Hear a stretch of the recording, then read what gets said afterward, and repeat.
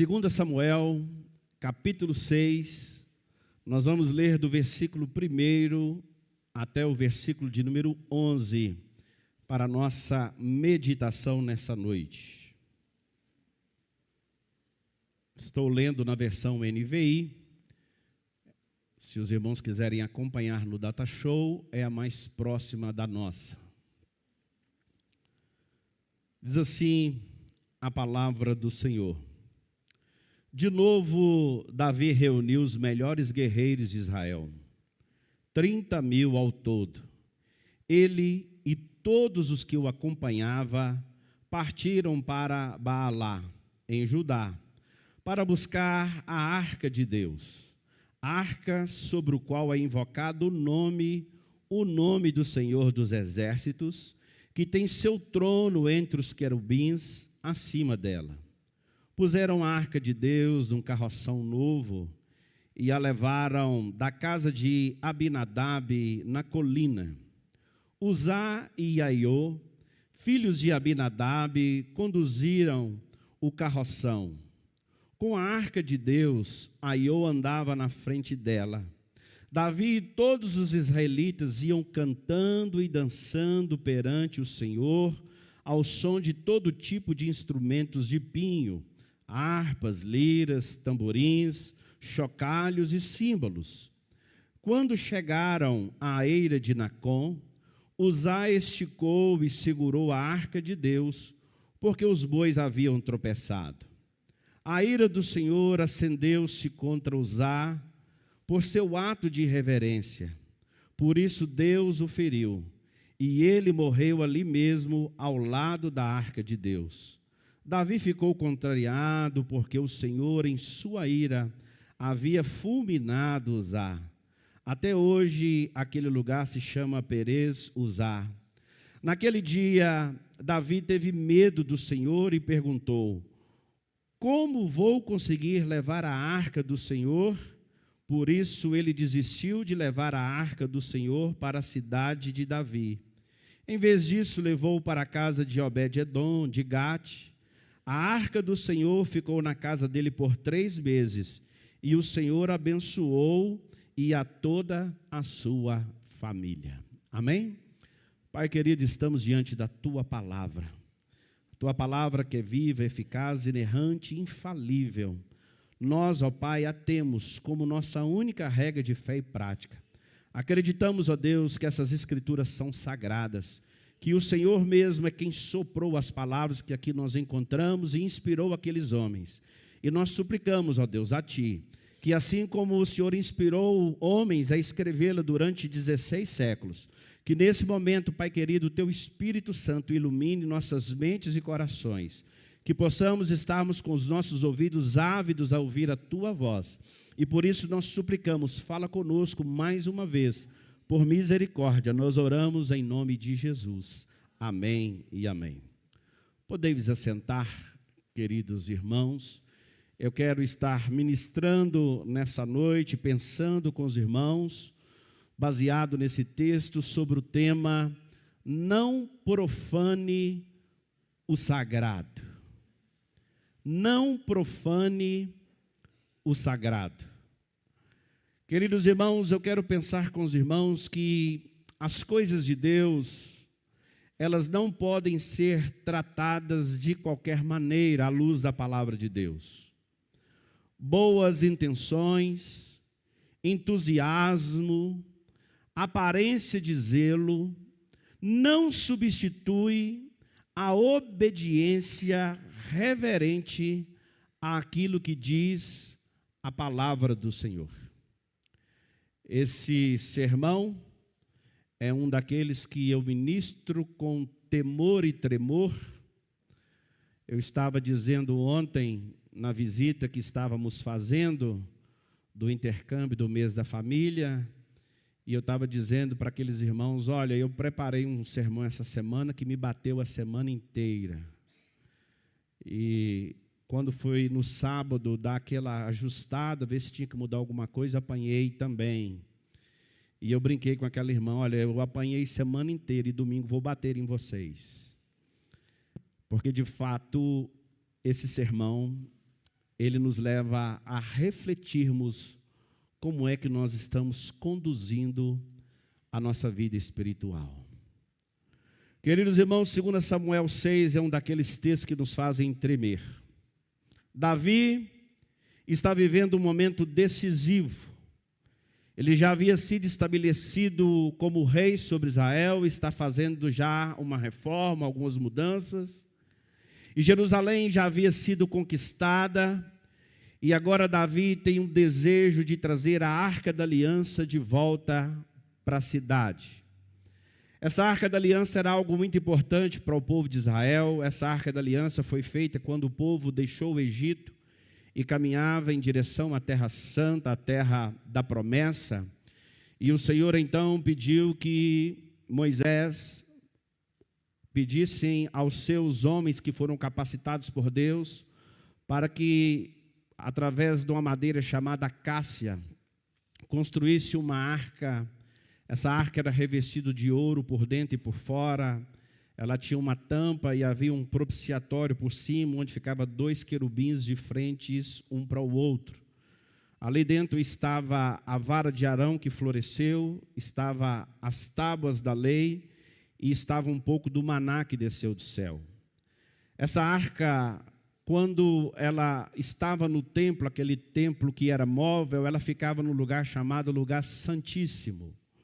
Era um lugar que só era acessado, os irmãos sabem, no dia da propiciação, quando ali naquele propiciatório era aspergido ali sangue pelo pecado, pela culpa do povo. Mas essa arca, queridos irmãos, ela simbolizava a presença de Deus.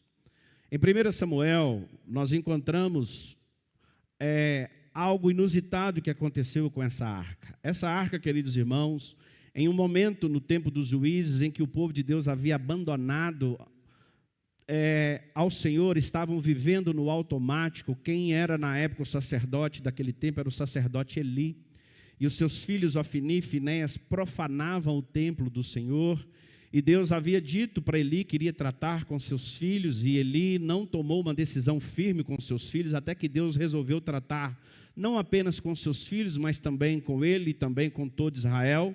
Houve um dia em que o povo de Israel saiu para batalhar contra os filisteus. Os filisteus, irmãos, é aquele povo que habita até hoje lá na chamada faixa de Gaza, onde está Asdod, Asquelon, Gate e etc. Então, queridos irmãos, eles saem a guerrear e começaram a perder aquela guerra por causa do pecado do povo. Então tiveram uma ideia de pegar a Arca da Aliança, não como mais a presença de Deus, mas como um amuleto que lhes traria sorte para vencer aquela batalha. E quando levaram a arca para aquela batalha, eles perderam, e além de tudo, aquela arca que tinha um significado muito grande para o povo de Deus, foi levada pelos filisteus. E queridos irmãos, o que aconteceu naquele dia foi uma tremenda desgraça. Levaram a arca do Senhor e os filhos, Ofni e Finéias, filho de Eli, morreram naquela batalha.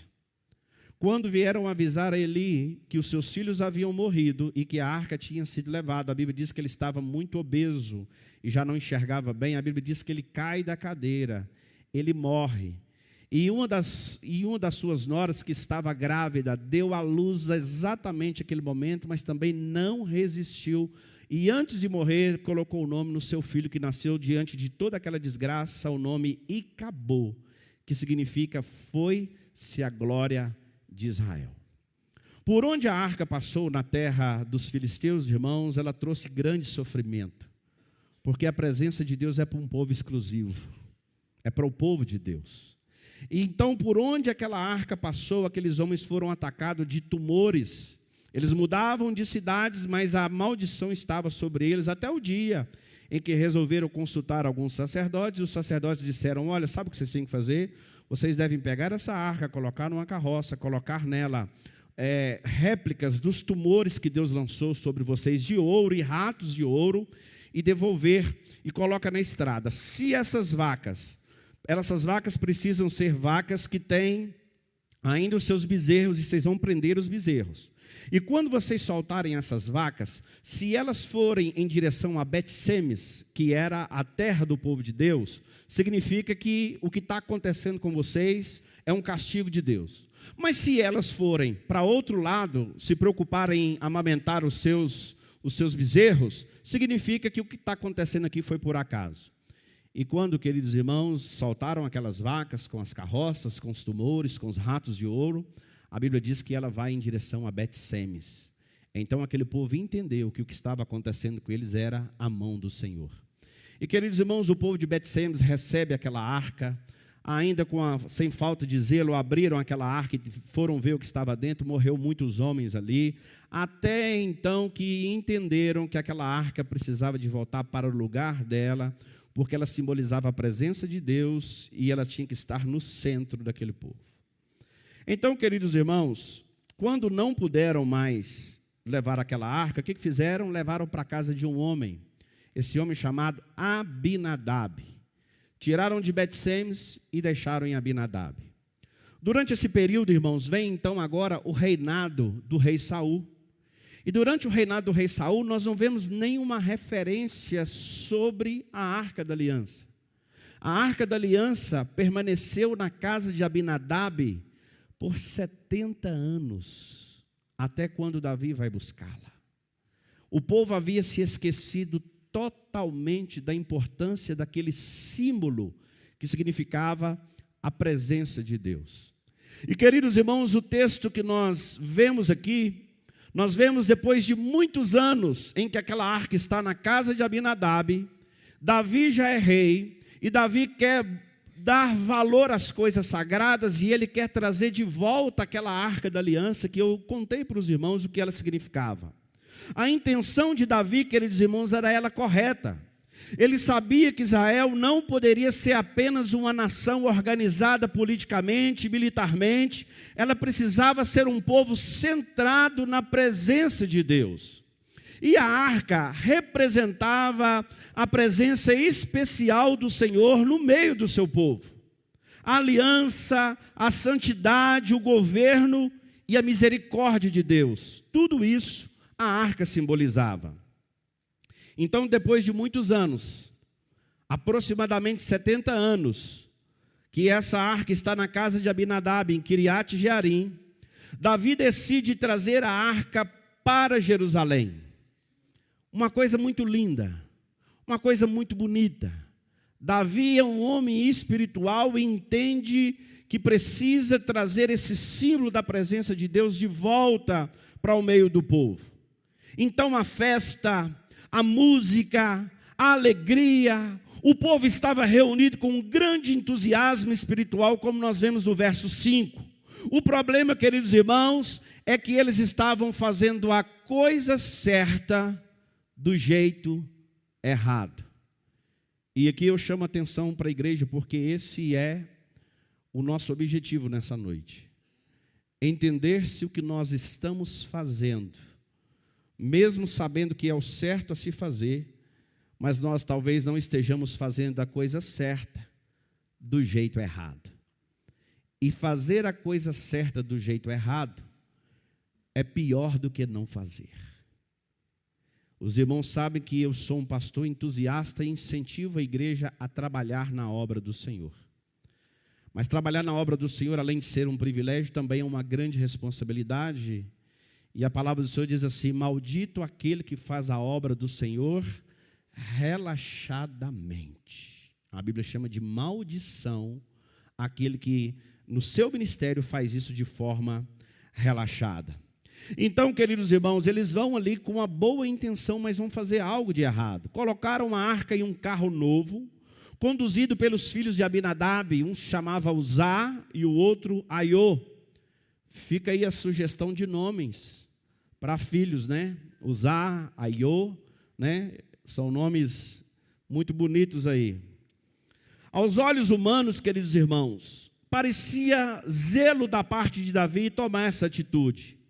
Mas aos olhos de Deus era desobediência. A arca deveria ser carregada pelos levitas ou pelas pessoas que pertenciam à tribo de Levi. E ela deveria ser carregada nos ombros com varas, conforme Deus havia ordenado, porque Jesus vai nos esclarecer isso no Novo Testamento, de que Deus não habita em templos feitos por mãos de homens. Nós somos o templo em que Deus habita. A presença de Deus não está subjugada a uma caixa de madeira de ouro, ou a um templo suntuoso. Mas a Bíblia diz que Ele é tão grande que a sua glória enche os céus, mas Ele escolheu habitar em nós. E queridos irmãos, esse texto nos ensina que é possível estar envolvido com coisas santas e ainda assim tratá-las de maneira profana. Às vezes o zelo sem conhecimento nos leva a ser rigorosamente religiosos, fazendo alguma coisa que nós acreditamos que está certo, que esse é um projeto de Deus, mas que muitas vezes Deus não nos pediu para fazer. Pelo menos da forma que às vezes nós estamos fazendo. Se tem uma coisa que acontece muito no ministério, irmãos, são sugestões. E eu sou um pastor muito acessível, estou aberto a muitas sugestões. Mas eu não estou aberto a nenhuma sugestão que não passe pelo crivo da palavra de Deus. Nós só faremos aqui nesta igreja aquilo que nós tivermos um respaldo bíblico, aquilo que vem da palavra do Senhor. Ah, pastor, mas vamos inventar tal coisa que atrai pessoas. Se a palavra do Senhor não for suficiente para trazer pessoas, não há nada que nós podemos fazer. Temos que manter a nossa fidelidade à palavra. E deixa eu dizer uma coisa, ela traz. Quantas ovelhas, ao ouvirem a voz do Senhor, vão dizer, opa, esse é o meu lugar.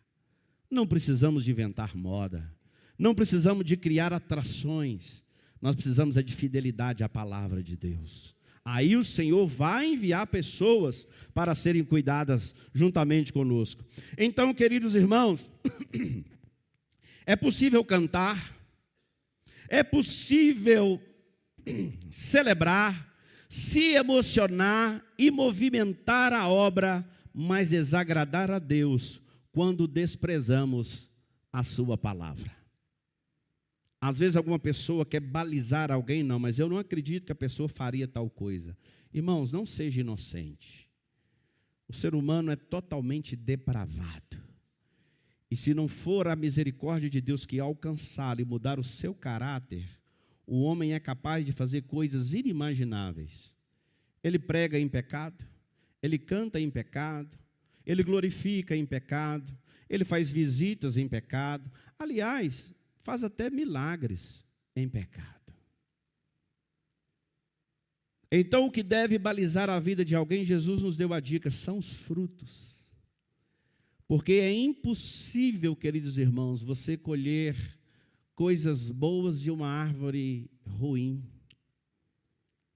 Jesus quebrou o nosso galho, literalmente, nos deu uma dica, pelos frutos os conhecereis. Não é pela bravata, não é pela oratória, não é pela influência, não é pelo poder político ou poder religioso, mas por aquilo que produz. Então, queridos irmãos, não adianta se emocionar, cantar, movimentar, fazer a obra do Senhor, se desprezar a palavra. Então, nessa história, nós aprendemos 3 verdades sobre o perigo de profanar aquilo que é sagrado. Em primeiro lugar, nós profanamos o sagrado quando tratamos as coisas de Deus com irreverência. E eu vou explicar o que é tratar as coisas de Deus com irreverência. Queridos irmãos, Davi reuniu 30.000 homens escolhidos em Israel, conforme diz o verso 1. Havia grandeza, mobilização, celebração, havia uma festa suntuosa acontecendo. Aparentemente a coisa mais linda, era um verdadeiro show gospel. Tudo preparado, tudo movimentado, tinha muita música, os irmãos viram aqui, tamboris, símbolos, tantos instrumentos para aquele momento. Mas o detalhe que denuncia o problema, queridos irmãos, é este, que nós encontramos no verso 3. Colocaram uma arca de Deus, em algumas traduções em um carro novo, em algumas traduções em um carroção, para que ela fosse transportada. Diga-se comigo, irmãos, a ideia era boa e até espiritual, mas faltou conhecimento. Amém? Porque há pessoas que querem ser zelosas, mas elas são zelosas no que elas acham que está certo, e não no que a Bíblia diz que está certo. Você conhece alguém que não pode ver de bermuda que já te joga para o inferno? Você conhece alguém assim? Não levanta a mão não, só ora para esses circuncisos. Você conhece alguém que te julga pela sua aparência, pela sua forma de vestir, pela sua forma de falar, e se você for uma pessoa feliz, animada, e até gostar de brincar, como é o meu caso, ele já não te considera mais? Sempre existiu pessoas assim. E queridos irmãos, entendam que o problema, quando nós falamos de profanar com irreverência, não é você ser uma pessoa alegre, uma pessoa que brinca, uma pessoa que sorri, porque algumas pessoas pensam que ser crente é a coisa mais chata do mundo. Tem gente que para ser crente tem que ter cara de mamão macho. Quem conhece? Sisudo, paz do Senhor, meu irmão. É porque o negócio aqui é sério. E na maioria das vezes essas pessoas que dizem assim, vai ver a vida do santo, não é verdade? Vai ver a vida dele, vai ver os frutos. Porque talvez querem passar uma aparência como os fariseus faziam, e Jesus disse para eles, vocês são sepulcros caiados, por fora está branquinho, mas por dentro não está. É isso que é irreverência. Irreverência não é fazer as pessoas sorrir, não é brincar, de certo modo, de forma retórica, para que a igreja compreenda o que está sendo ministrado. Não é isso. Irreverência é tratar as coisas sagradas de Deus no automático, sem entendimento, sem fervor, sem fé. E quando nós agirmos assim, talvez nós vamos estarmos dentro do script dos fariseus, mas estaremos distante dos olhos de Deus. Então, queridos irmãos, o carro era novo, mas não era bíblico. Tem gente que fala, pastor, não podia fazer isso na igreja. Fala, cara, é muito legal, mas não é bíblico. E se não é bíblico, queridos irmãos, nós não podemos abrir nenhum tipo de exceção, porque daqui uns dias a exceção vai se tornar regra. E nós vamos nos desvirtuar, nos afastarmos da palavra de Deus, como temos visto por aí. Então aquele carro poderia parecer bonito, prático, eficiente, mas não era o meio ordenado por Deus. Aquele carro tinha rodas, tinha bois, aparentemente era confortável, mas não era a vontade de Deus. Até porque muitas das vezes a vontade de Deus sobre as nossas vidas vai trazer desconforto. Quem está comigo, diga amém. Você vê na igreja certa, aqui a gente prega a verdade. Tem alguém aí? Então aguenta firme. Não pense, queridos irmãos, que se vir a Deus vai ser um mar de rosas. Quando nós servimos a Deus, nós estamos contrário à correnteza desse mundo. E não é que a gente vai viver aflito, oprimido, porque o povo mais feliz da terra é o povo crente. Amém ou não amém, igreja? Mas a gente passa luta. A gente passa por desconfortos.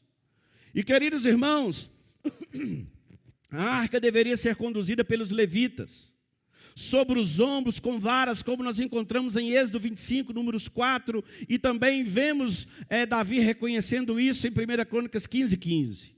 Então o povo de Deus não podia imitar os filisteus, que haviam transportado a arca em um carro, porque não conheciam a lei do Senhor.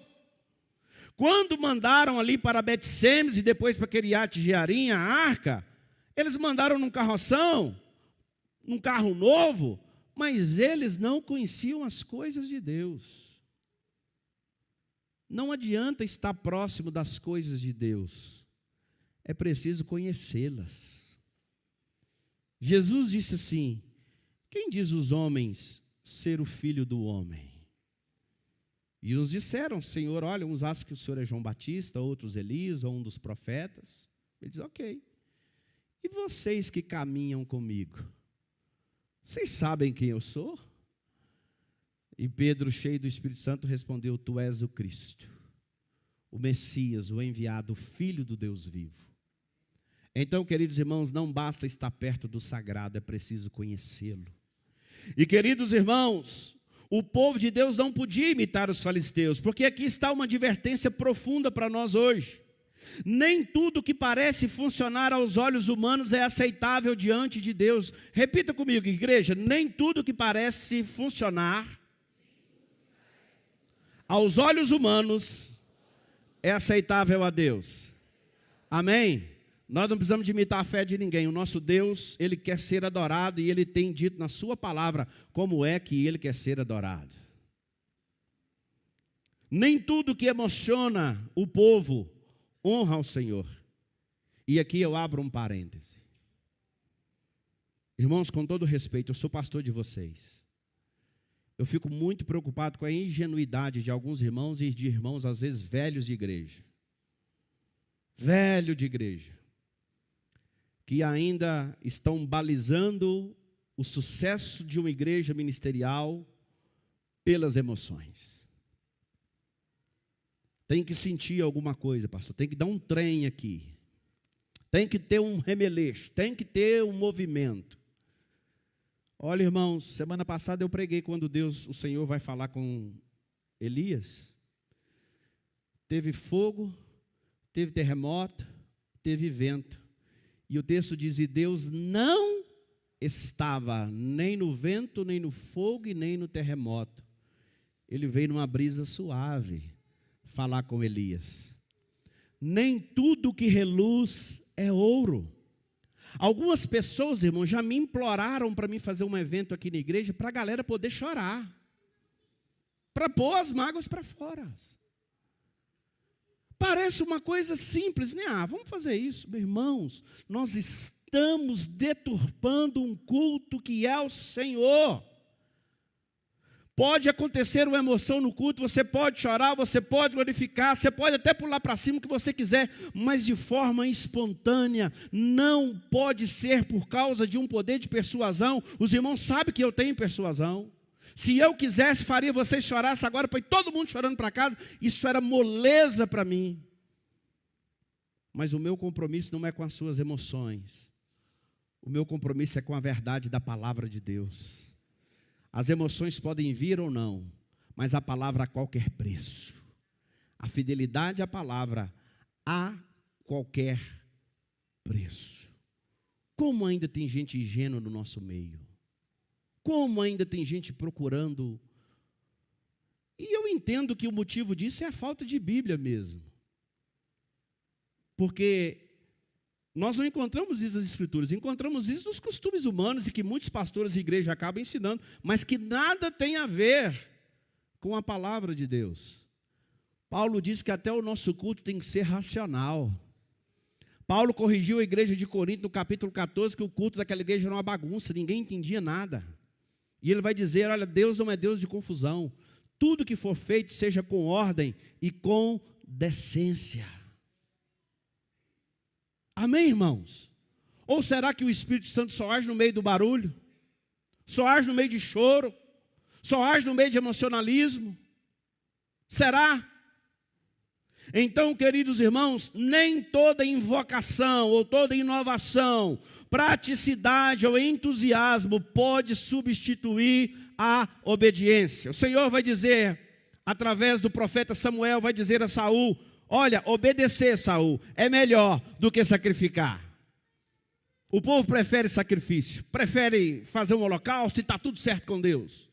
As pessoas preferem pegar um fast food, uma comida rápida, pronta espiritualmente, do que tirar tempo para meditar na palavra de Deus e parar de ser uma marionete na mão dos outros. Eu vejo muita gente profanando o sagrado quando terceiriza a sua fé na mão de outras pessoas. Até o que eu prego aqui, quem está visitando, até o que eu prego, eu gostaria que você chegasse na sua casa e conferisse na Bíblia para ver se está certo. Não terceirize a sua fé. Seja como os bereanos de Atos 17, que ao ouvir a palavra conferiam para ver se estava certo. O que faltou para Davi foi isso. Davi se esqueceu da parte da Torá, que pelo menos 2 vezes vai dizer, é que para transportar a arca da aliança, deveria ser levitas e que deveriam carregar nos ombros. O problema ali, irmão, não era falta de música, não era falta de alegria ou falta de intenção. O problema era a falta de reverência à palavra de Deus. Eu vejo isso no cenário nacional hoje. As igrejas hoje têm muito show, muita música boa, luzes, é um espetáculo, mas não tem palavra de Deus. E nós precisamos fazer da coisa mais importante, a coisa mais importante, porque a fé vem pelo ouvir, e o ouvir a palavra de Deus. Eu gosto muito de música na igreja, é uma bênção, isso é coisa do céu. Como é bom vir pregar como eu estou vindo hoje, com o coração feliz de louvar a Deus e sentir a presença, isso é maravilhoso. Mas em alguns arraiais estão substituindo. O entretenimento está tomando lugar da pregação da palavra de Deus. Cuidado, irmãos. Estejam atentos os vossos ouvidos e quebrantados os vossos corações, para que vocês não sejam levados por ventos de doutrinas que são contrárias à vontade de Deus. O problema não era falta de música, não faltou alegria, tinha boas intenções, mas faltava reverência ao que dizia a palavra de Deus. A arca estava no centro, mas a ordem de Deus havia sido deixada de lado. A intenção era boa, irmãos. Quando nós nos reunimos para fazer um culto, a intenção é boa, sim ou não? Sim ou não, irmãos? Se alguém encontra com alguém na rua, você está indo, ele fala, estou indo para um culto, você fala, que coisa boa. Se você encontra com a pessoa, você está indo para onde? Eu estou indo para um cabaré. Na hora você já pensa, que maluquice, né? Doido, Deus tem misericórdia. Sim ou não, irmãos? Apesar que eu acho que quem vai para o cabaré não tem coragem de falar que está indo, né? Acredito que não, suponho. Mas aí você fala que vai para a igreja, alguém fala, ó, coisa boa. Deixa eu dizer uma coisa para vocês. Nós corremos o risco de vir aqui dentro do templo e profanar o nosso culto a Deus. O culto estava aqui, Deus estava aqui, mas as minhas intenções, o meu coração não estava em Deus. E além de não cultuar a Deus, eu estou abominando. Poucos dias nós falamos aqui quando o profeta disse para Israel, fechem as portas do templo. Lembra, irmão Carlos? Eu pergunto para o irmão Carlos, porque no dia quando eu terminei a lição, eu falei assim, e aí, irmãos, o que nós vamos fazer com isso?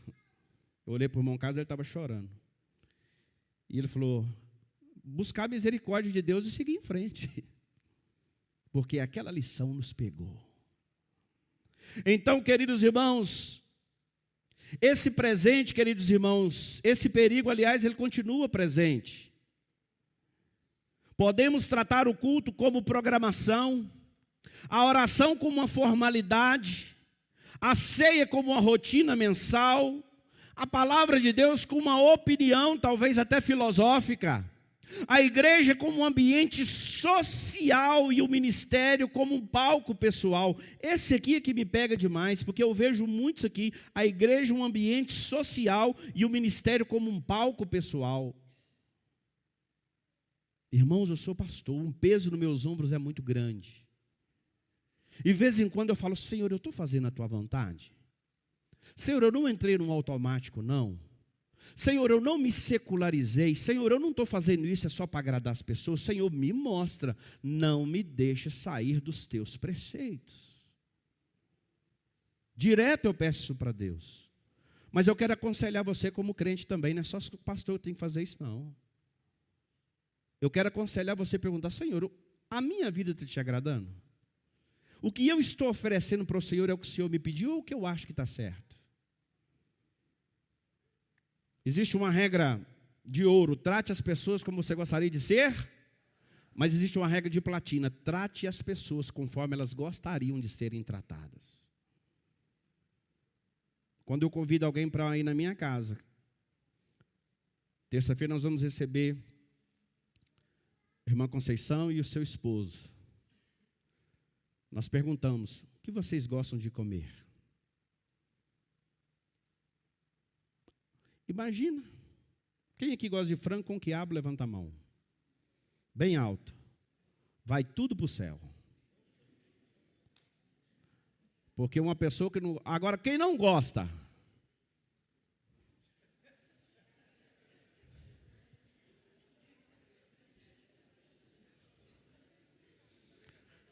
Irmãos, olha aqui para mim. Eu não confio muito numa pessoa que não gosta de frango com quiabo.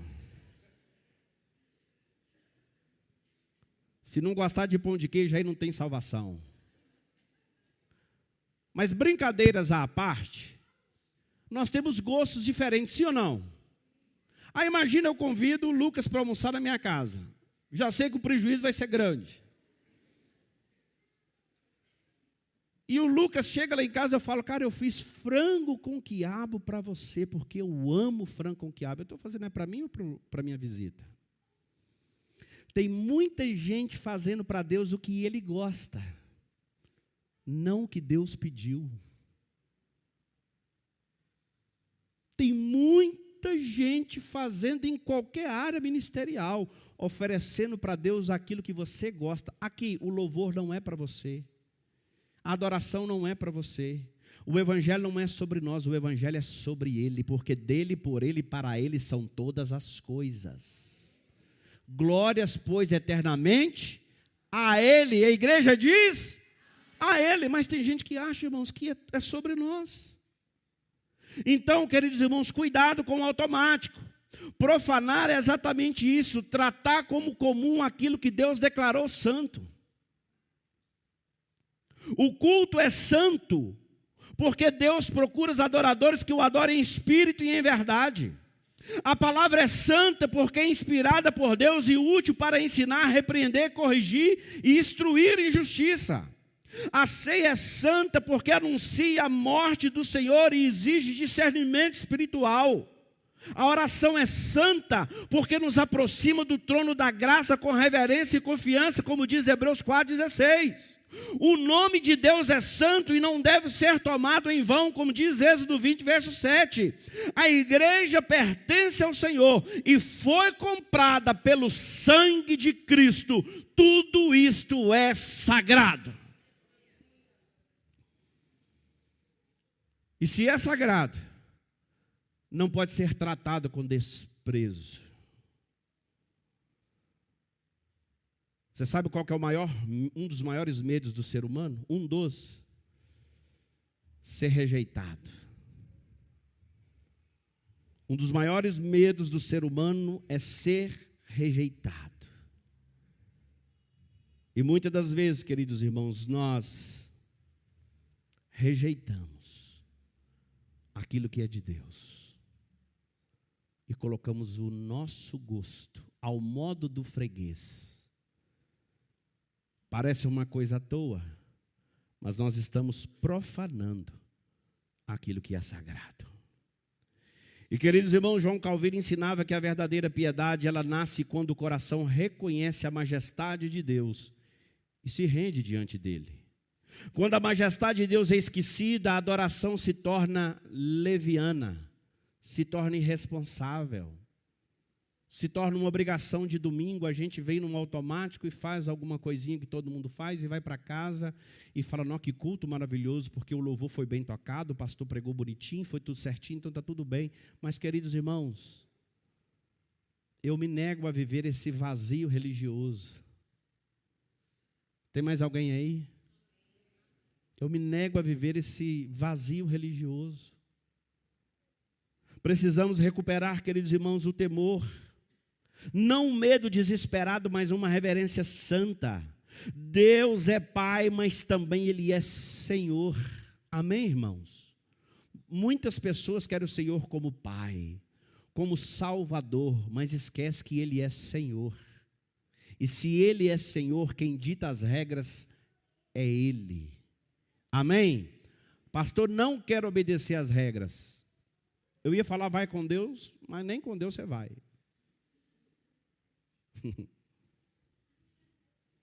Você só vai. Com quem? Eu não sei. Então, queridos irmãos, Deus se aproxima, mas também não pode ser banalizado. Deus é amor, mas continua santo. Deus é amor, mas Ele continua fogo consumidor. A Bíblia não diz assim, horrenda coisa é cair na mão de Satanás. Você já leu isso na Bíblia? Quem já leu isso na Bíblia? Aliás, tem muita gente com medo de Satanás, irmão. Satanás é uma nota de rodapé. Aqui nessa igreja nós só pregamos Jesus. Satanás está lá fora. Amém ou não amém? É uma nota de rodapé, porque Deus é criador, Ele é criatura. Ele tem poder, Deus tem todo o poder. Mas entenda uma coisa, queridos irmãos. Deus é santo. E horrenda coisa não é cair na mão de Satanás. Horrenda coisa é cair na mão do Deus vivo. O temor a Deus implica isso. A entender que nós estamos lidando com coisas sagradas. O sagrado, queridos irmãos, ele é profanado quando a conveniência humana ocupa o lugar da obediência reverente à palavra de Deus. Em segundo lugar, profanamos o sagrado quando pensamos que boa intenção substitui obediência. Repita comigo, boas intenções não substitui obediência. Tem um ditado aí que de boas intenções... Aliás, irmãos, um lugar que não existe ateu é no inferno, né? Todo mundo lá acredita que existe Deus. É o lugar que mais tem oração no mundo, é lá no inferno. Porém, oração que não são mais ouvidas. Mas é o lugar que tem mais oração e todo mundo lá acredita em Deus. Lá não tem nenhum ateu. Nenhum. Mas, queridos irmãos, voltando à história, o texto vai dizer que quando aquele carro que transportava a arca e que estava sob os cuidados dos irmãos, filhos de Abinadab, Uzai e Aiô, chegaram até a eira de Nacon, a Bíblia diz que os bois tropeçaram. Eu abro um parênteses aqui para dizer uma coisa para os irmãos. Você pode até querer fazer as coisas do Senhor relaxadamente ou do seu jeito, mas uma hora os bois tropeçam. Amém? Pega essa aí. Tropeçam. Aqueles bois não tropeçaram por acaso. O texto diz que os bois tropeçaram e Uzá estendeu a mão e segurou a arca, conforme lemos no verso 6. Humanamente parece um gesto compreensível, talvez eu faria o mesmo. Talvez ele quisesse ajudar, talvez tinha agido, talvez até por reflexo. Talvez a sua intenção fosse proteger a arca. A intenção de Uzá era boa ou ruim? Mas era boas intenções sem conhecimento e sem obediência. Mas o texto é claro, verso 7. A ira do Senhor se acendeu contra Uzá, por seu ato de irreverência, e por isso Deus o feriu e ele morreu ali mesmo, ao lado da arca de Deus. Quando nós não obedecemos, nós corremos o risco de morrermos ao lado da presença de Deus. Pertinho, do lado, mas não tinha conhecimento. E aí, irmãos, a gente imagina assim, nossa, mas Deus foi muito severo. Ele não podia só falar, não pode fazer assim. Irmãos, o tempo é inimigo da paixão, vocês sabem. Mesmo Deus tratando como nos trata, às vezes nós nos esquecemos com tanta facilidade daquilo que acontece. E outra coisa, Deus é soberano. Ele não erra. Deus não é como nós que erra na medida. A medida de Deus é sempre certa. Quem é pai e mãe aí, levanta a mão. Estou vendo um casal novo aqui, com a criança novinha também. Sejam bem-vindos, tá? Deus abençoa. Irmãos, quem é pai e mãe sabe. É a primeira filhinha de vocês?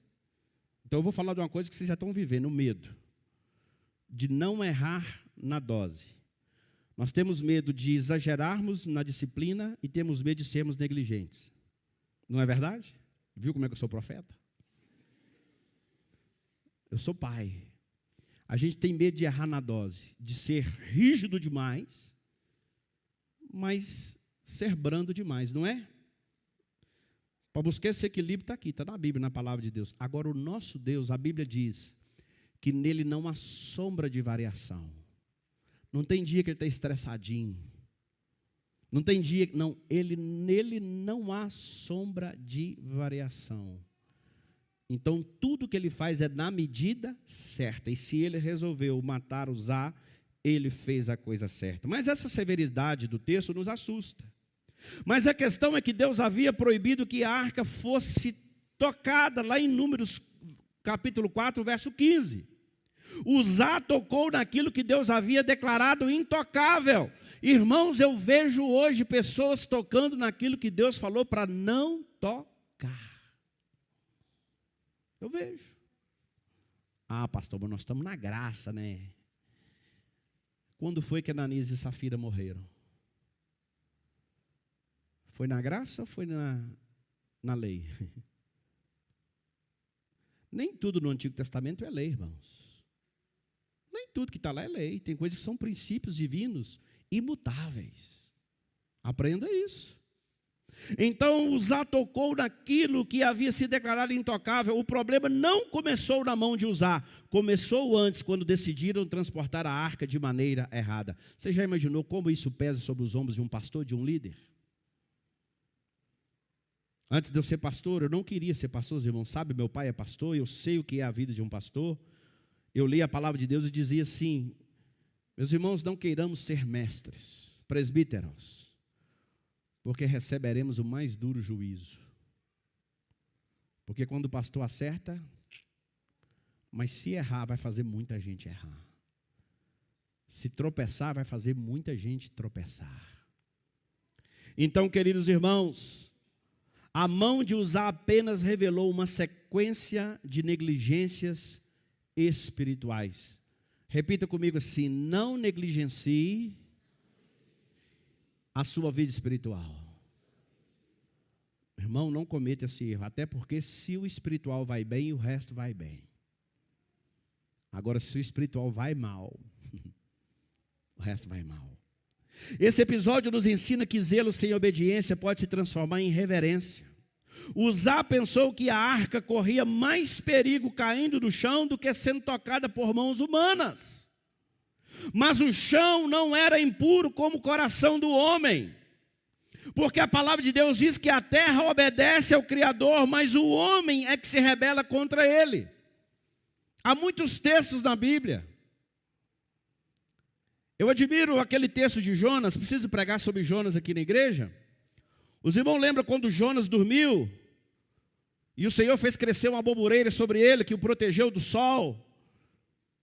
E depois o Senhor fez a largatinha e mandou a largatinha comer toda aquela bobureira. Lembra desse texto? Quem lembra aí?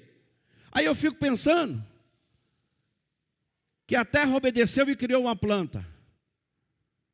O bichinho obedeceu a Deus e comeu a planta. E Jonas queria desobedecer a Deus.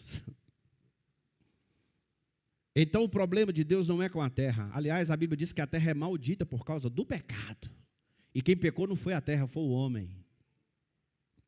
A palavra do Senhor diz lá em Romanos 8 que a natureza aguarda com ansiedade a manifestação dos filhos de Deus, para que ela possa voltar ao normal. Porque até a natureza, a terra geme por causa do pecado do homem. Então Uzá, ele esqueceu, ele pensou, não pode ir para o chão, não, mas o chão não era impuro como o coração do homem. Porque a terra obedece, quem não obedece é o homem. E essa verdade, queridos irmãos, ela confronta o nosso modo de pensar. Muitas vezes justificamos atitudes erradas dizendo assim: mas eu fiz com boa intenção, mas o meu coração estava certo, eu só queria ajudar, eu queria fazer o melhor. E queridos irmãos, se você quer realmente fazer o melhor, você tem que perguntar para Deus, você tem que ir para as escrituras sagradas. Eu louvo a Deus, muita gente aqui na igreja me pergunta sobre Bíblia a semana inteira, mas muita gente que nunca perguntou nada. Eu acho que são gente que são PhDs em teologia e em Bíblia. Qualquer hora eu vou fazer uma pergunta aqui na EBD para essas pessoas. Nunca me perguntam, mas outros vivem perguntando, e eu entendo, essas pessoas estão buscando realmente algo de Deus. Estão lendo a Bíblia, estão querendo entender as coisas, mas já tem uns que sabem demais. Ou não. Então, queridos irmãos, boas intenções não transformam desobediência em obediência. Deixa eu explicar uma coisa para os irmãos. Alguém pode dar um tiro numa pessoa sem querer, sim ou não? Sim ou não? Foi por querer? Mas como não foi por querer, a vida do outro vai voltar? Entenda que todas as nossas atitudes têm consequências. Algumas são reversíveis, outras não. Você já viu falar de dolo eventual? Tem algum advogado aqui no culto hoje à noite? Tem algum advogado aí? Nenhum, irmãos. Chega alguém para prender eu aqui, estou lascado aí. O que é o dolo eventual? Quando a pessoa assume o que, irmãos? Assume o risco de matar. Vocês não assistem televisão, não, gente? Ou vocês não entendem de jurisprudência? Às vezes, queridos irmãos, a intenção é boa, mas o resultado é ruim. E não vai mudar as circunstâncias. Então, Deus não nos chamou apenas para nos sentirmos sinceros, mas para vivermos em submissão fiel. Jesus disse, se vocês me amam, obedecerão os meus mandamentos. Aliás, Jesus chamou a atenção do povo nesse mesmo texto, e disse, por que vocês me chamam de Senhor? A palavra no grego, Kyrios. Por que vocês me chamam de Kyrios? De Senhor, de Mestre? Se vocês não me obedecem, o que adianta? Em 1 Crônicas 15, queridos irmãos, quando Davi tenta trazer a arca novamente, Davi não vai desistir, viu, irmãos? Ele vai chorar, vai ficar triste, mas ele fala, não, eu não desisti da arca, não. Essa arca vai ficar na casa de um homem que eu devo pregar domingo que vem. Já Deus gosta dessa mensagem. Esse homem chama Obed-Edom. Domingo que vem é o nosso fechamento do mês da família, eu devo pregar sobre ele. Se eu mudar, irmãos, é porque cabeça de pastor é igual nuvem, cada hora está de um jeito. Mas a minha intenção é pregar sobre esse homem. A arca vai ficar na casa dele quanto tempo? Quanto tempo, irmãos? E a Bíblia diz que abençoou ele e toda a sua família. 3 meses. Porque 3 meses depois, Davi vai buscar a arca. Mas agora ele vai fazer do jeito certo. Quando, queridos irmãos, nós trazemos uma mensagem como essa, não é para que ninguém desista, é para que você recomece e faça as coisas da maneira certa. Não é um convite a desistir. É um convite a fazer as coisas de maneira correta. Então, queridos irmãos, a irmã coloca para nós aí, para os irmãos poderem acompanhar, 1 Crônicas 15, 13. É o mesmo texto, né? Só que escrito nas crônicas dos reis de Israel. E lá, ele traz esse detalhe. E lá diz assim, essa tradução aí está um pouco diferente. Mas diz assim na minha tradução. Foi porque vocês, isso é Davi falando, os levitas, os descendentes da tribo de Levi. Quem são os levitas, pastor? Deixa eu abrir um parênteses para explicar. Os irmãos lembram que o arraial do povo ali no deserto, ele era muito bem organizado? Tinha um lado de ficar cada tribo. A tribo dos levitas, ela ficava em volta do tabernáculo, porque eles tinham que cuidar das coisas do Senhor. Eles não receberam terras, não receberam herança, eles recebiam os dízimos. Eles viviam das dízimas que aquelas pessoas das outras tribos trabalhavam, trazia para que sustentasse o templo e essa tribo que vivia por conta das coisas de Deus. Era essas pessoas, descendentes de Levi, é que deveriam transportar a arca. Então Davi agora vai consertar, ele fala, foi porque vocês os levitas não trouxeram na primeira vez que o Senhor nosso Deus irrompeu em ira contra nós. Nós não consultamos sobre como proceder. Eu acho isso aqui lindo. Eu acho isso aqui lindo, porque Davi não se contentou apenas com o coro de Deus, ele quis saber por que apanhou e quis consertar. Amém, irmãos? Além de mim, alguém aqui já apanhou de Deus aí? Quem já, diga amém. Então você sabe do que eu estou falando. Que horrenda coisa é cair na mão de Deus. Agora, é muito bonito, porque a palavra do Senhor vai nos dizer, queridos irmãos, que aquele que esconde a transgressão nunca prosperará, mas aquele que confessa e deixa alcança misericórdia. É o que Davi vai fazer. Então essa frase, queridos irmãos, ela é chave. Não consultamos o Senhor sobre como proceder. Então, de vez em quando alguém tem uma ideia aqui na igreja, eu pergunto, você consultou ao Senhor como proceder? Isso tem a ver com a palavra de Deus, baseado em quê? Esses dias nós fizemos um estudo aí para os jovens, acho que vocês gostaram, né? O tema era baseado em quê? Baseado em quê? Então, queridos irmãos, o problema não foi a falta de festa, porque eu não tenho nada contra a festa. Quem gosta de festa aí, diga amém. Eu também gosto. Aliás, o povo de Deus é um povo que festeja, inclusive tem uma festa para nós no último dia. Não foi por falta de música, eu também gosto de música. Não foi por falta de gente, eu também gosto de gente, irmãos. Tem gente que não gosta de gente. Uma pessoa teve a coragem de falar para mim um dia desse, crente, pastor, é porque eu não gosto de gente. Eu falei, eu sei o que é incircunciso? ET? Até que parece. Eu gosto de gente. A Bíblia diz amar a Deus sobre todas as coisas e o próximo como a ti mesmo. Se eu não gostar de gente, irmão, está lascado. Está lascado. Então não foi por falta de gente, foi por falta de submissão à vontade revelada de Deus. Diga assim comigo, igreja, foi por falta... Não, mas está muito fraco. Os irmãos da galeria, ninguém falou. Ninguém. Todo mundo, vamos lá. Foi por... Eita, é mistério.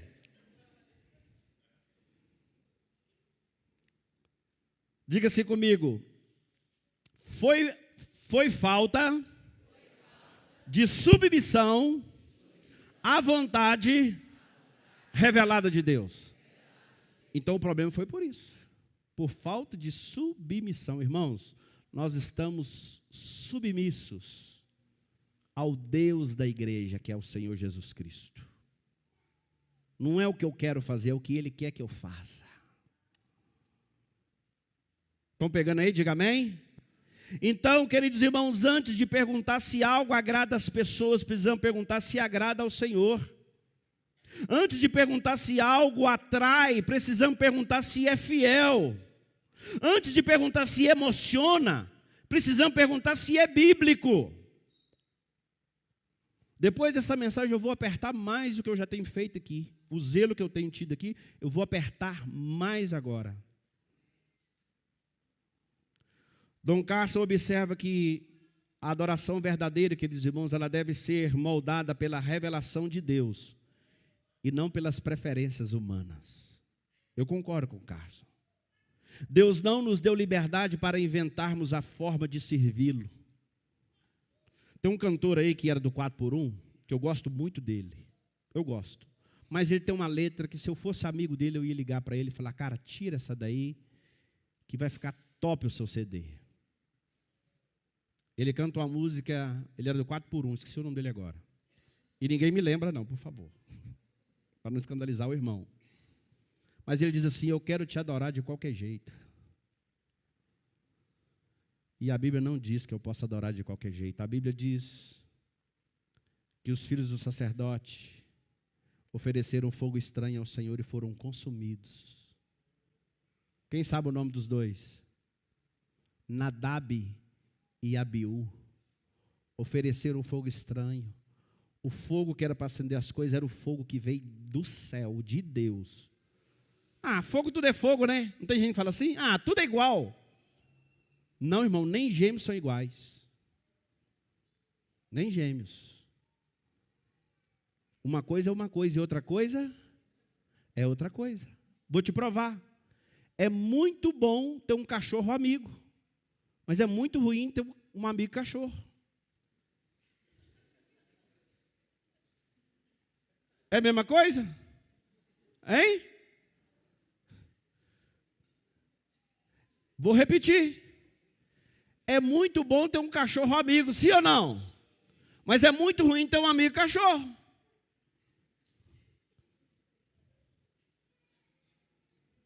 Não falei nada para ninguém, viu, Rodinei? Fala assim, é recíproco. Então, irmãos, uma coisa é uma coisa e outra coisa é outra coisa. Não é a mesma coisa. Então, queridos irmãos, Deus não deu liberdade para inventarmos a forma de servir. Ele revelou e nos chamou a responder com fé, temor e obediência. Deus não quer apenas movimento, Ele quer submissão. Não quer apenas mãos ocupadas, Ele quer corações rendidos. Tem muita gente trabalhando muito para Ele mesmo, não é para Deus. Para ser visto, para receber elogio ou para qualquer outra coisa. Mas o coração não é rendido. E esse tipo de crente é tão previsível, irmão, porque o que ele faz não floresce. Não frutifica. E por que não frutifica, pastor? Porque está fazendo a coisa certa com a intenção errada. E Deus sonda os corações. Então a pergunta não é apenas, estou fazendo algo para Deus? A pergunta é, estou fazendo conforme Deus ordena? Amém, irmãos? Não é se você está fazendo algo, é que se o que você está fazendo foi o que Deus pediu. Boa intenção sem obediência não santifica a desobediência. Apenas revela que ainda queremos servir a Deus do nosso jeito. Terceiro e último. Eu falei sobre duas formas que nós, profanamos o sagrado, mas agora eu quero falar sobre, encerrando, quando é que nós honramos? Nós honramos o sagrado quando recuperamos o temor e voltamos à palavra de Deus. Quantos querem honrar o sagrado nessa noite? Levanta a mão.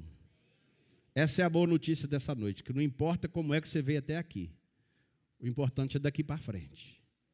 Porque quando você ouve alguma coisa, você se torna refém daquilo que você ouviu. Então vamos voltar um pouquinho para a história. Depois da morte de Uzá, Davi vai ficar muito abalado. Davi era um homem, irmãos, era um guerreiro, mas era um homem do coração mole. Eu sou fã de Davi, tem mais alguém aí? Depois chegar no céu, quer descobrir o endereço dele lá. Davi era um cara top. Davi fica abalado. Agora o texto diz que ele teve medo do Senhor e perguntou, como vou conseguir levar a arca do Senhor? Então, irmãos, ele não levou a arca para Jerusalém naquele momento. A arca foi para a casa de Obed-edom e ali permaneceu por 3 meses. E o texto diz que o Senhor abençoou Obed-edom e toda a sua família. E esse detalhe é muito importante. Olha aqui para mim, irmãos. O mesmo Deus que feriu Uzá, abençoou Obed-edom. Isso mostra que Deus não é cruel, não é arbitrário e nem caprichoso. Ele é santo, mas ele também é bom. Para um morte, para outro bênção. O objeto era o mesmo, a diferença estava na forma. Na forma. Ele julga a irreverência, mas ele abençoa aqueles que recebem a sua presença com temor. Você sabe por que Davi era um homem segundo o coração de Deus?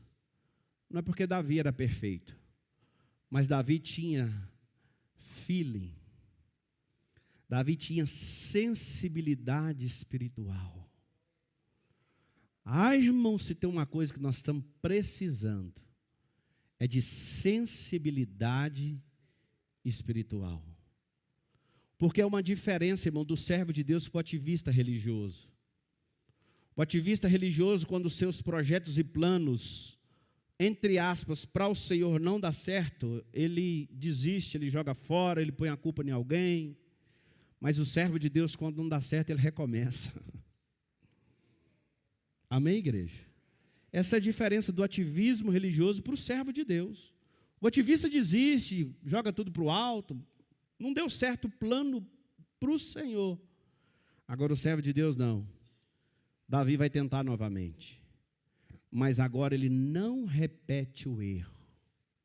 Amém, irmãos? Errar é humano, sim ou não? Mas permanecer no erro... Irmão, eu quero todo mundo no mesmo ritmo da irmã Sandra. Errar é humano, mas permanecer no erro... Só não pode falar isso olhando para ninguém. Mas é uma verdade. Irmãos, como eu vejo pessoas se auto-sabotando. Pessoas se auto-sabotando. Erra, apanha, sofre, chora, dá trabalho, aí passa. Erra, sofre, chora, dá trabalho, fica, sabe, repetindo tudo de novo. Repetindo de novo. Então, queridos irmãos, em 1 Crônicas 15, ele chama os levitas, agora ele não vai colocar numa carroça mais. Agora ele chama os levitas e organiza tudo conforme a palavra e reconhece que da primeira vez eles não buscaram o Senhor segundo a ordenança.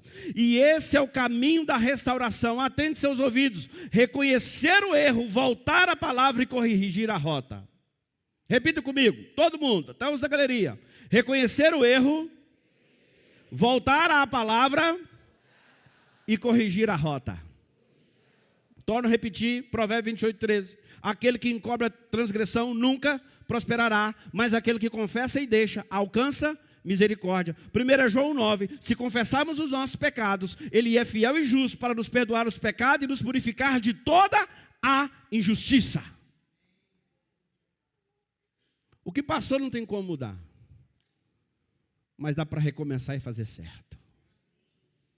Essa é a boa notícia. Quem está vivo aí, diga amém. Glória a Deus. Muita gente viva aqui. Davi não desistiu da presença de Deus, mas também não insistiu no erro. Ele aprendeu com a disciplina. Há pessoas, queridos irmãos, que quando são corrigidas por Deus, elas se afastam, se decepcionam. Davi não, ele amadureceu. Ele entendeu que não podia conduzir o sagrado de qualquer maneira. Aliás, irmão, Davi era um homem que não era de repetir erro não, viu?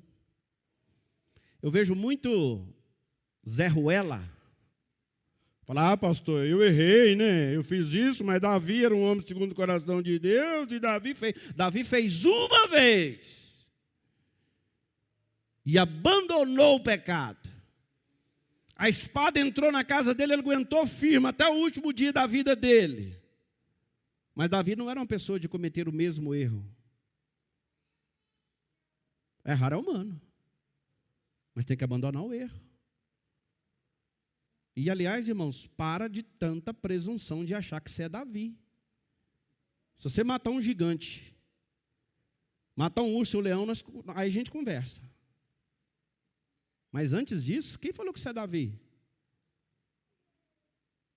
Nem o Davi é Davi. Cadê o Davi? Ah, está aqui. Então, queridos irmãos, vamos voltar aqui.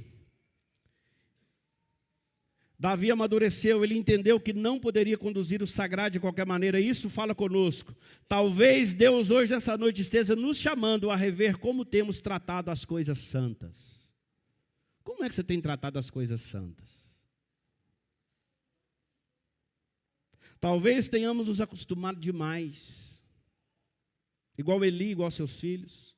Talvez estejamos servindo sem oração, cantando sem quebrantamento, pregando sem temor, participando da ceia sem exame, frequentando a igreja sem rendição e usando o nome de Deus sem reverência. Você sabe o que é tomar o nome de Deus em vão? Quem sabe aí?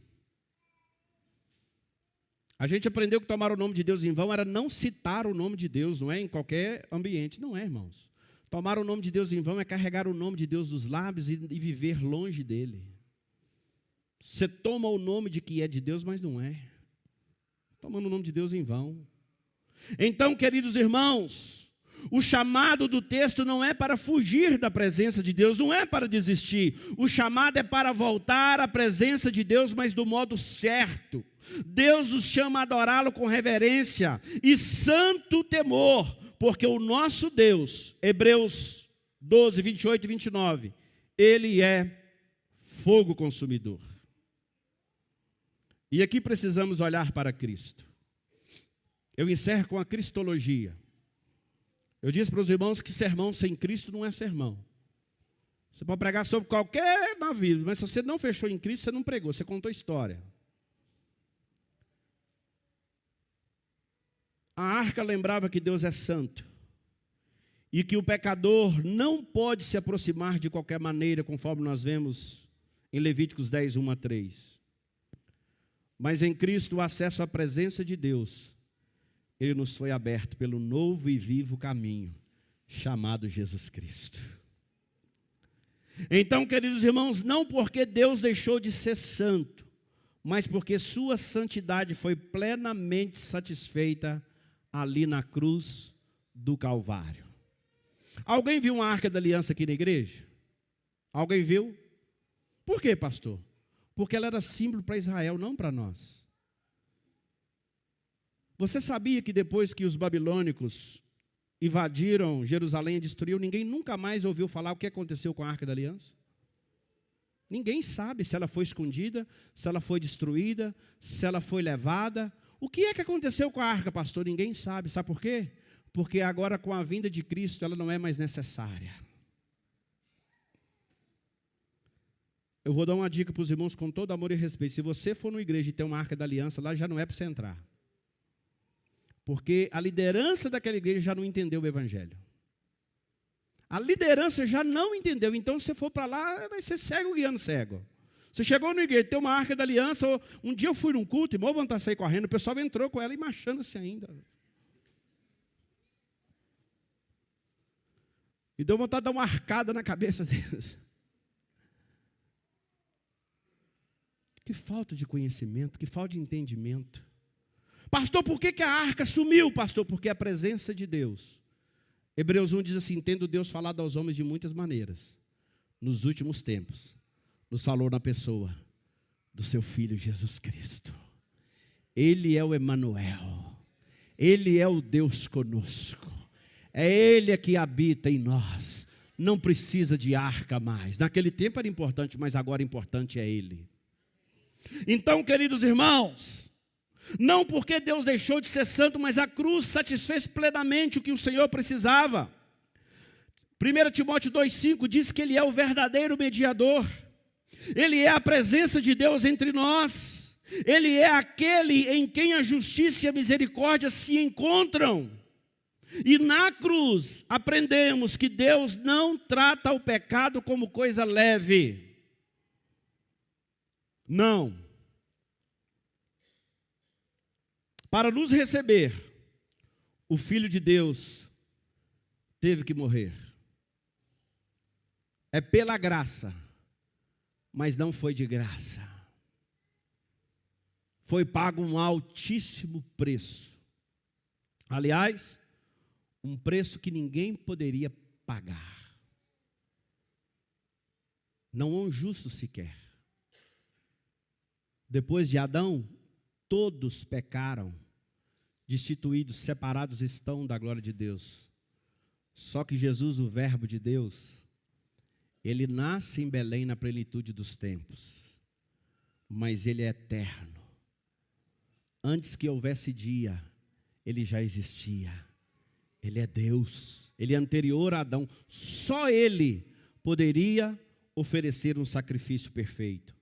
Então, queridos irmãos, a graça é gratuita para nós, mas custou o sangue de Cristo. Por isso, quem entendeu a cruz não trata o sagrado com banalidade. Ah, pastor, nós estamos na graça agora, né? Então, agora não tem negócio de arca. Cuidado. Tem hora que eu acho que na época da lei era até mais fácil. O inimigo levantava, sei lá, e matava ele. Agora tem que amar. E tem uns circuncisos aí que dá trabalho para a gente amar, não dá, irmão? Você conhece alguém? Misericórdia, Jesus. Arcee Sproul, de saudosa memória, dizia que o maior problema do homem moderno é ter perdido a consciência da santidade de Deus. Quando a santidade de Deus desaparece, o pecado parece pequeno, a adoração parece opcional e a reverência parece exagero. Deixa eu te dizer, é muito bom ter intimidade com Deus. Quem concorda comigo, diga amém. Mas Deus não é seu coleguinha, não. Estão fazendo letra aí, irmãos, eu gosto muito da Nívia Soares. Quem gosta? Cantam umas, mas tem uma música chamada Intimidade, que vou ser sincero para você, aquilo para mim é uma heresia. Nessa música ela fala, Senhor, eu quero puxar sua camisa, eu quero colocar os seus sandálios, correr para casa fora, Jesus. Uai, é Jesus ou um filme de amor? Você já viu quando alguém passa do ponto, você dá, a minha mãe fala assim, ó, você deve dar dinheiro, mas não dá liberdade. Você já viu alguma pessoa que você dá para ele um pouquinho de liberdade e ela acha que ele pode exagerar? Daniel é a personificação dessa pessoa. Cadê ele? Ah, está lá em cima. O Daniel é essa personificação. Uma vez quando ele falou, Daniel, calma aí, meu filho, eu sou seu pastor. Ele, desculpa, cara, é verdade. Aí a gente vai equilibrando ali. Tem gente, irmãos, que acha que Deus pode ser meu coleguinha. Ele é o nosso amigo, é o nosso irmão, é nosso pai. Ele é bom, mas não é bonzinho. Ele é bom, mas ele é justo. E ele tem uma coisa diferente de nós, ele é santo. Nele não há erro, nele não há pecado, nele não há dolo, nele não há corrupção. Eu devo tratá-lo com toda a reverência.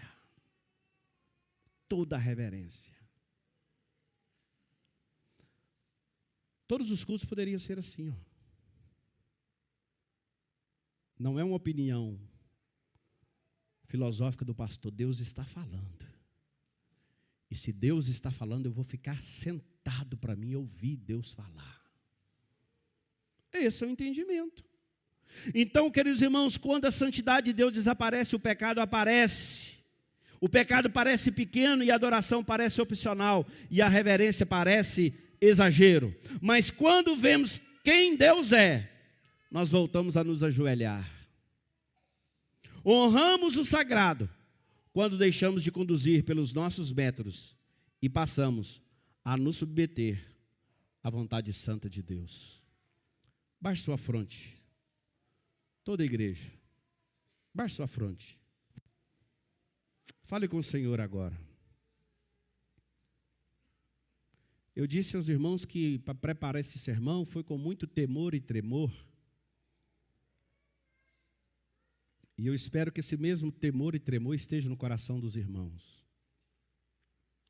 A história de Davi, buscando a arca na casa de Abinadab, nos deixa uma advertência clara. Não profane o sagrado. Davi tinha boa intenção, o povo estava alegre, havia música e festa, mas Deus mostrou que entusiasmo sem obediência não é adoração aceitável. Uzá tocou na arca e morreu. Obed-edom recebeu a arca e foi abençoado. Davi aprendeu, corrigiu a rota e trouxe a arca da forma correta. Por isso, nós precisamos examinar o nosso coração. Como nós temos tratado o culto? Como nós temos tratado a palavra? Como nós temos tratado a oração? Como nós temos tratado a ceia do Senhor? Como nós temos tratado a igreja? Como nós temos tratado o ministério? Como nós temos tratado o nome de Deus? Como nós temos tratado a presença de Cristo? Não transforme graça em banalidade. Graça não é um alvará para pecar. A graça é um favor imerecido que recebemos da parte de Deus. E a partir do momento em que recebemos essa graça, nós agora estamos constrangidos a viver por Ele, não por medo, mas por amor. Não confunda liberdade com irreverência. Não troque temor por costume. Não coloque a arca em carros novos, quando Deus ordenou ombros consagrados. Em Cristo, pecadores podem se aproximar de um Deus que é santo, e só por isso. Não porque somos dignos, mas porque Cristo é digno. Não porque nossas mãos são puras, mas porque o sangue de Jesus nos purifica de todo pecado. Não profane o sagrado.